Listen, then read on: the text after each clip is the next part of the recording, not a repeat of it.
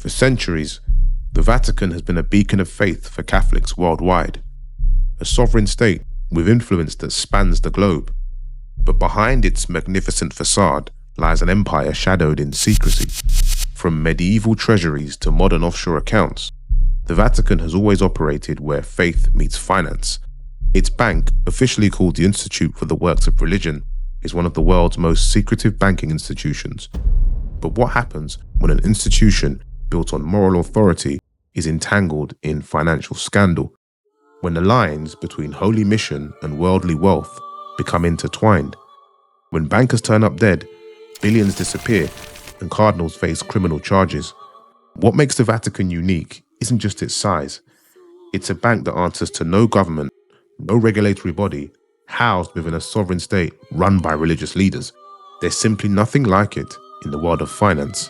In America alone, the Catholic Church controls assets worth an estimated $170 billion annually, more than General Electric earns in a year. In New York, Cardinal Timothy Dolan controls Manhattan's largest real estate empire, with the church operating a hospital system that's 4 times bigger than the nation's largest private hospital chain. This vast wealth sits in stark contrast to its origin: the offerings of faithful Catholics who believe their money supports charitable works and the poor. But where does all this money really go? And how did this institution, founded to spread the gospel, become a financial powerhouse? This is the story of God's Bank, where faith, power, and money coincide, shaping history and hidden secrets for generations. It's a tale of financial scandal and extortion at the heart of the Vatican that is worthy of the juiciest crime writer. There's one shareholder. It's the Pope.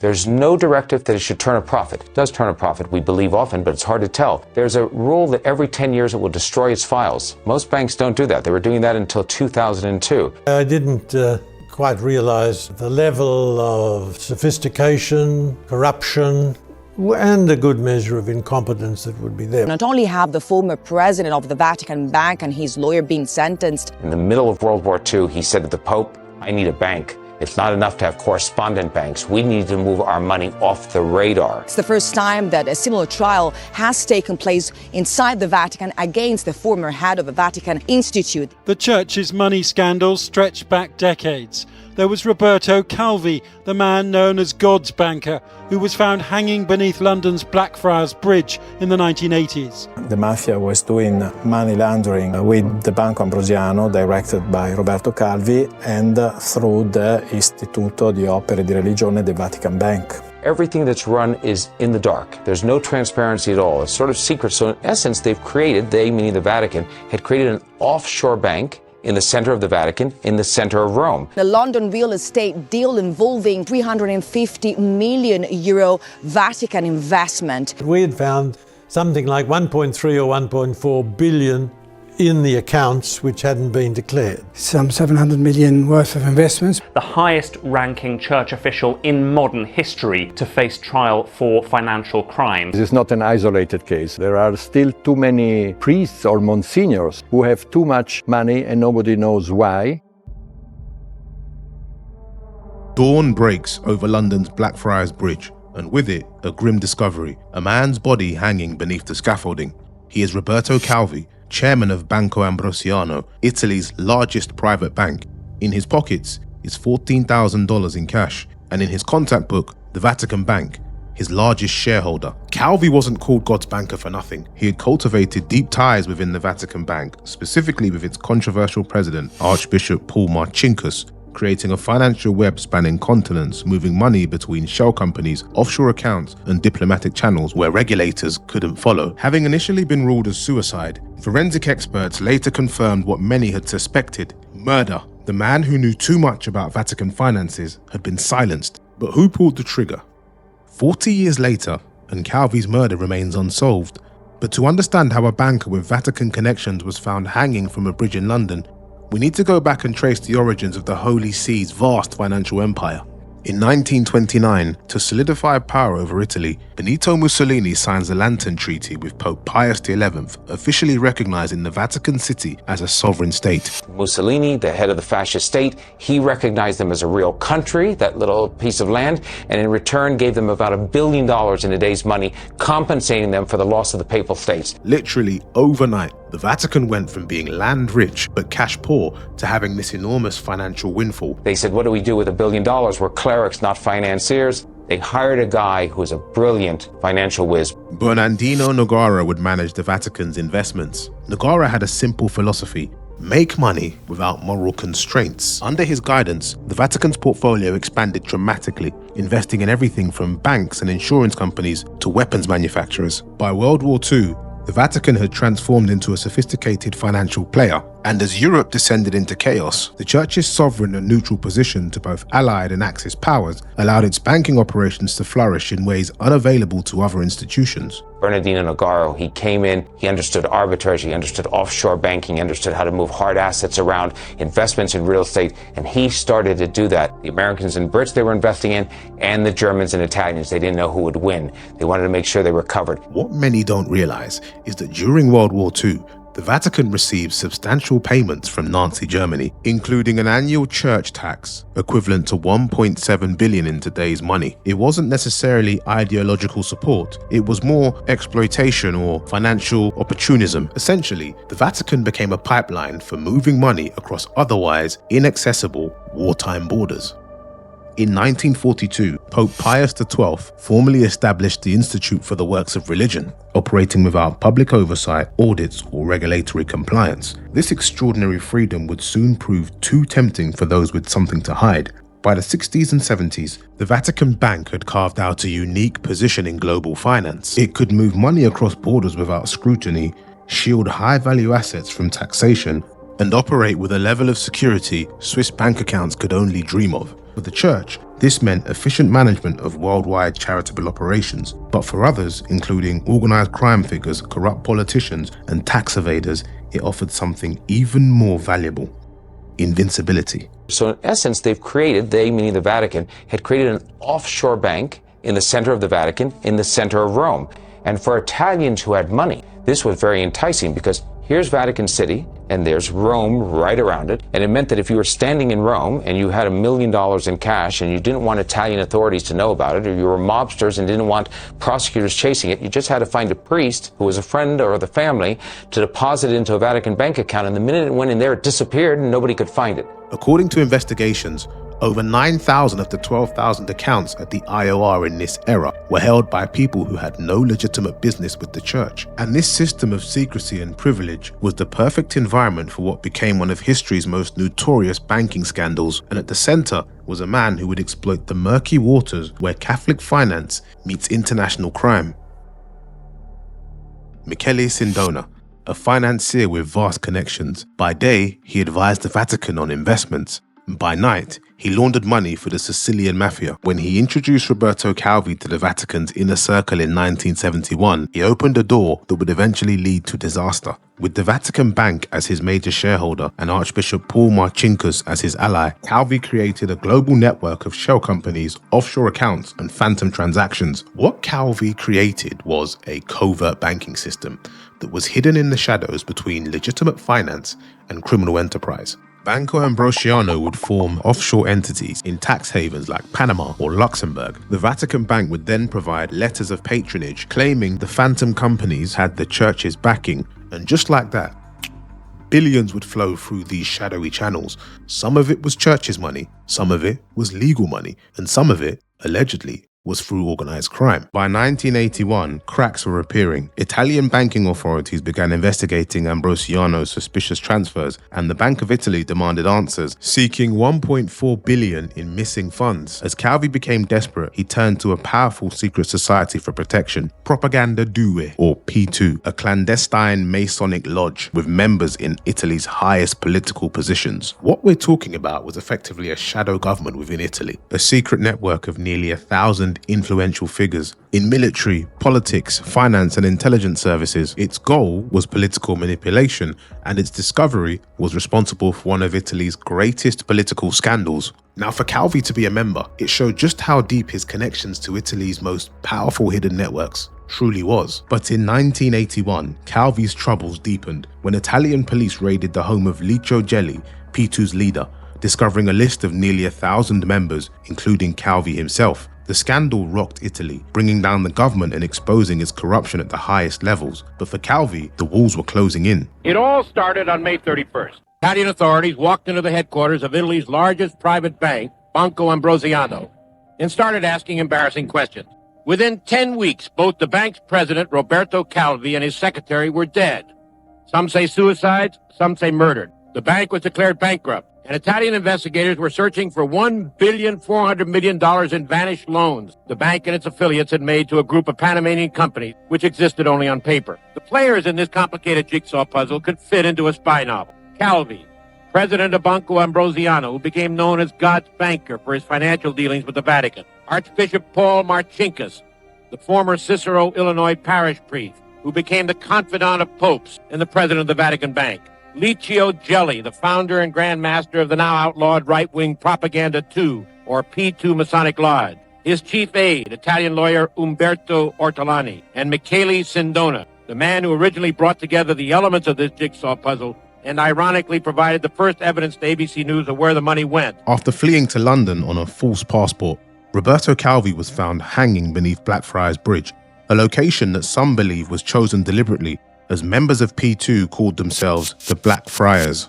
The murder of Calvi remains one of banking's great unsolved mysteries. Was it the Mafia eliminating a liability who knew too much? Was it members of P2 protecting their secrets? Or was it Vatican insiders desperate to sever the connection between the church and a multi-billion-dollar fraud? All three theories have merit, and all three point to the same troubling reality. The Vatican Bank had become entangled in a world of crime that could lead to murder. In the aftermath of Banco Ambrosiano's collapse, the Vatican Bank initially denied responsibility, but the evidence of their involvement was too strong to ignore, and in 1984, without admitting any wrongdoing, a sum of $224 million was paid by the Vatican Bank to Ambrosiano's creditors for what they called a moral involvement in the bank's failure. Yet the Ambrosiano scandal was not an isolated incident. It was part of a pattern of financial intrigue that had already claimed another victim, one even more shocking than a banker under a bridge. 4 years before Calvi's body was discovered, another mysterious death had rocked the Vatican. On August 26, 1978, Cardinal Albino Luciani was elected Pope, taking the name John Paul I. Unlike his predecessors, the humble Luciani showed immediate interest in reforming Vatican finances. John Paul was asking uncomfortable questions, requesting statements from the Vatican Bank, and speaking openly about the church's duty to be transparent with its money.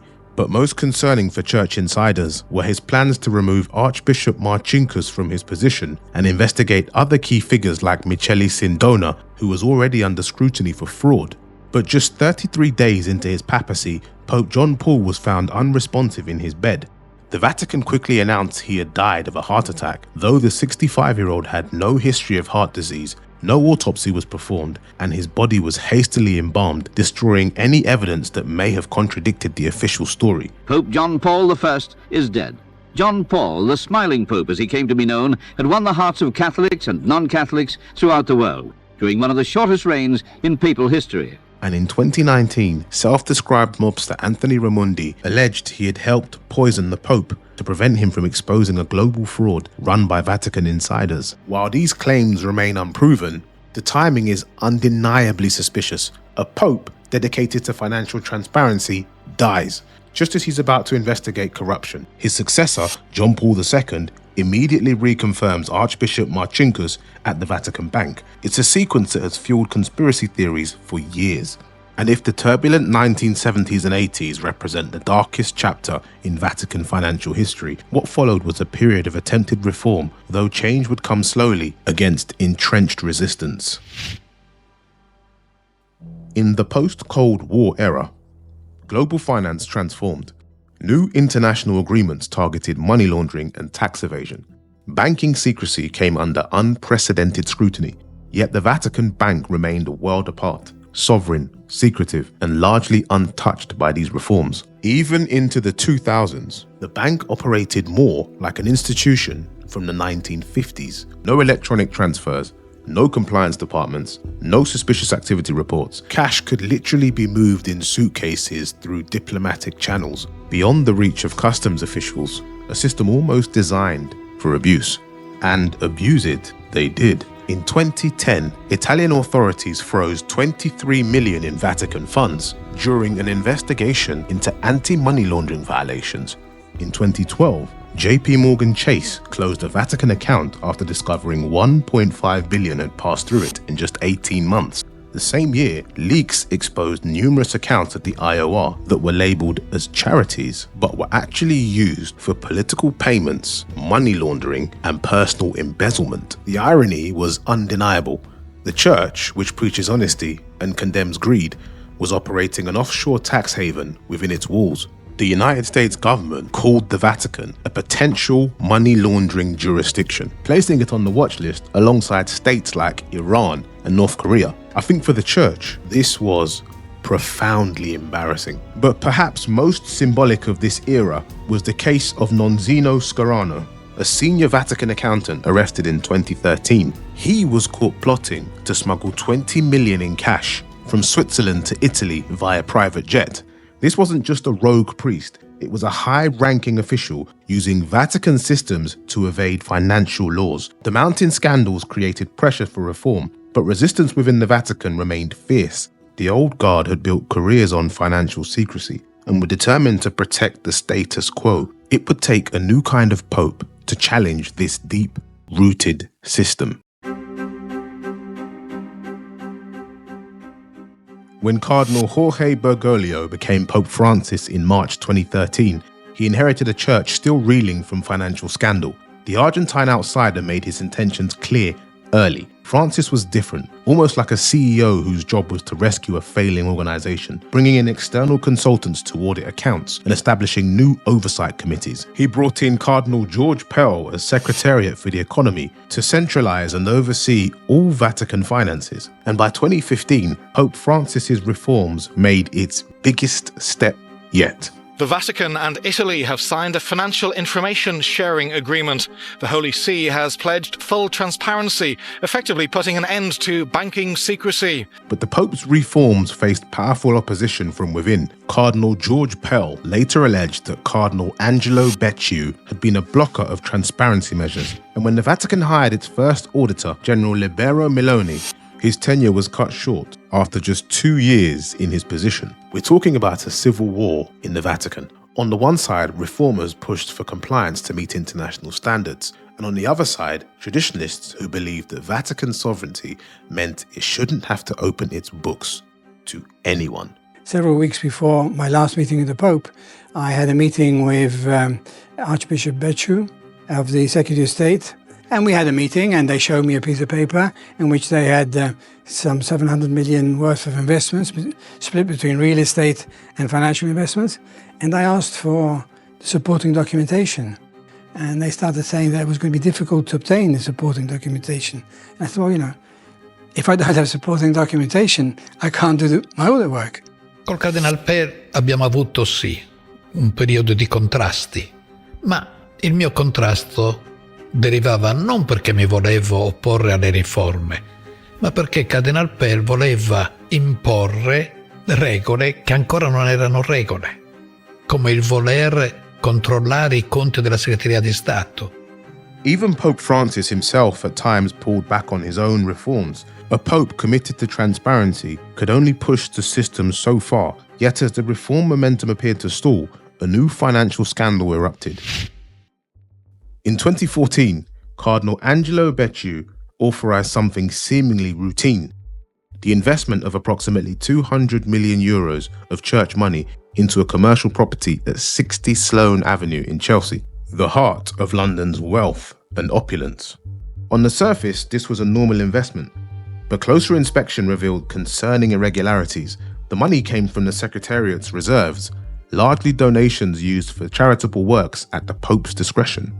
It was entrusted to an Italian broker named Raffaele Minsoni, who happened to own the building in question. Simply put, the church was buying the property from the very person advising them on the deal. By 2018, officials realized the investment was problematic. The property was heavily mortgaged, returns were minimal, and Mincione appeared to be profiting at the church's expense. At this point, Becciu turned to another broker, Gianluigi Torzi, paying him 15 million euros to release the Vatican from its agreement. According to later investigations, Torzi effectively took the building hostage, forcing the church to pay another 40 million euros to regain control of its own investment. What had begun as a 200 million euro property deal was now spiraling into financial disaster. In October 2019, Vatican police raided the offices of Secretariat of State and the Financial Information Authority.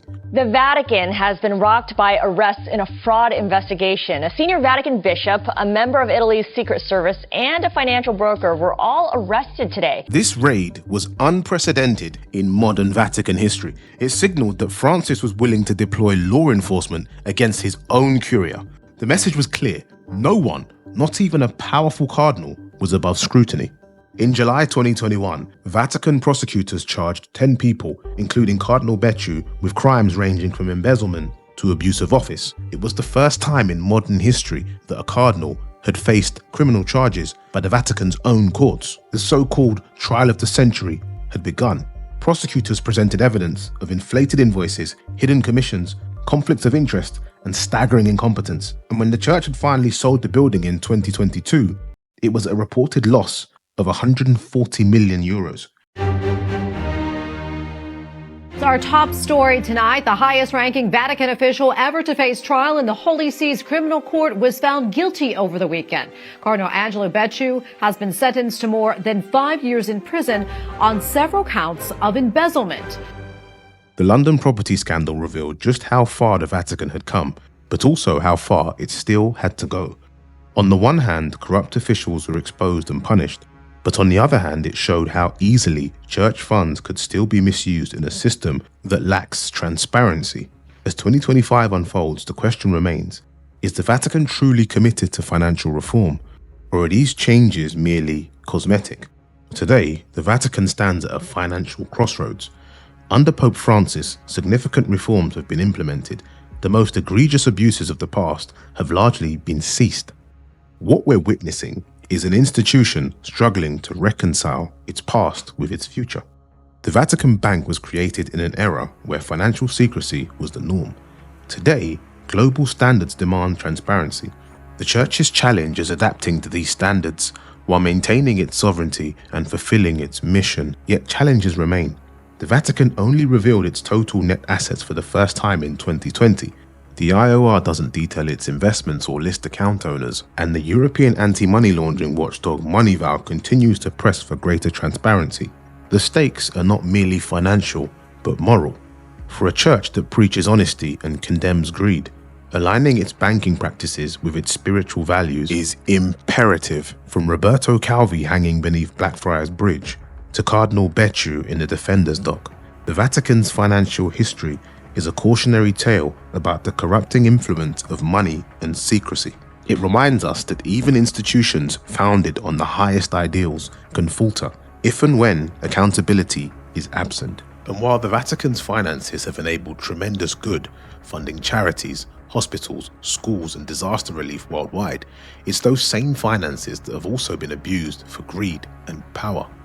The Church's challenge is ensuring the former is never again tainted by the latter. As Pope Francis once said, "The Lord did not call us to build wealth. He sent us to preach the gospel." For the world's oldest continuous institution, reconciling that mission with its massive financial empire remains both its greatest challenge and its most pressing moral imperative.